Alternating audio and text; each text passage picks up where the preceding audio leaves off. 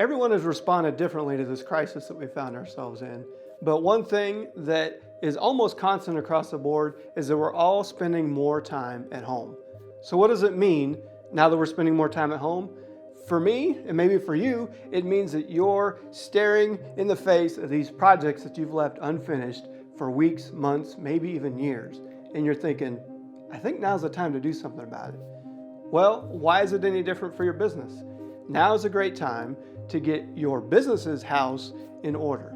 The old adage is just as true in the digital world as it is in the physical world. All roads lead to home. So think about your website. Think about all the places you have plastered your web address. It's on your business cards, it might be on your physical signage, you have it in your emails.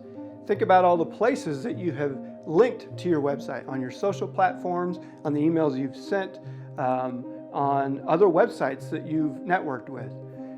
All of these roads are leading to your front door. Are you happy with your front door?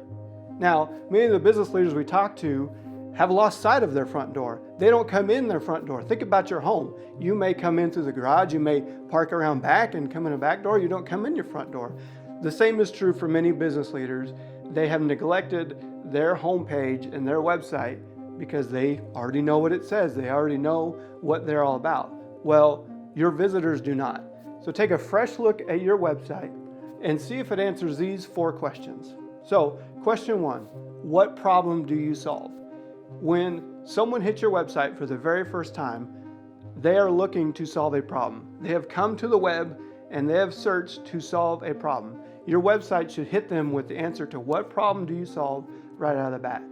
Are you answering that question with some authority, and are you demonstrating empathy that you have understood the pain that they felt and you know the situation they're in? The second question your website should answer is, how do you solve that problem?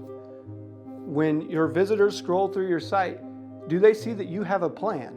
Have you presented a handful of steps, 3 or 4 steps, that guide them from where they are now, and they can logically follow those steps and understand that if I follow this plan, my problems will be solved?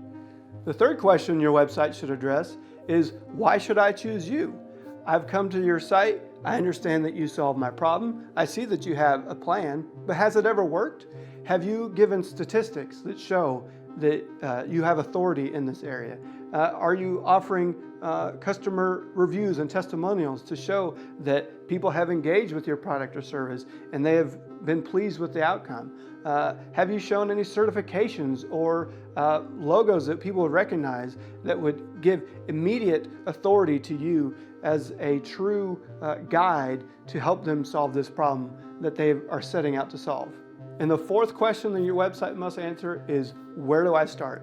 It's one thing to have a beautiful website with wonderful imagery and graphics and to answer those first 3 questions. But if I don't know where to start, if I've not been given that next step to take that moves me along this path, then I've wasted my time. Imagine running a retail store and you've put your cash register in the shipping room in the back where no one has access to. You've not solved anybody's problem with that. So a primary consideration as people scroll through your site are those calls to action. What step must I take as a visitor to engage with your product or service to ultimately solve the problem that I believe you can help me solve? So as you undertake this important step of getting your house in order and reviewing your homepage, make sure you answer those 4 questions. From there, some other considerations you might think about. What does your Google My Business listing look like? That is a space that you own just as much as your website. So take a minute, Google the name of your company, and what does that listing look like? Are you pleased with the photos that you see there? Are the hours up to date? Do you have the right link to your website? Own that space, because that's what your potential visitors are looking at when they're choosing to solve their problem. Other considerations are your hosting. Have you had issues with uptime? Have you had problems with your website breaking and not been able to get answers? It's important to have an ally who can help you keep your website in place, especially in these critical times when people are going online for answers first. Something else you can look at is, where does your website rank for the keywords you want to be found for? Take a minute and assess the top phrases and words that you want to be known for in your area and see what page you fall on and who ranks above you and below you. It's a good starting point to know what you need to do to move the needle. And another consideration is your social media presence. Is your branding consistent across social media? Do you have current links to your website? Think about all the information that people can find on Facebook, on Instagram, on LinkedIn, and ensure that the messaging is on point, the branding is consistent, and that it points to your website in the way you want it to. So I want to encourage you to take advantage of this time. Hopefully these steps are helpful for you as you work to get your digital house in order.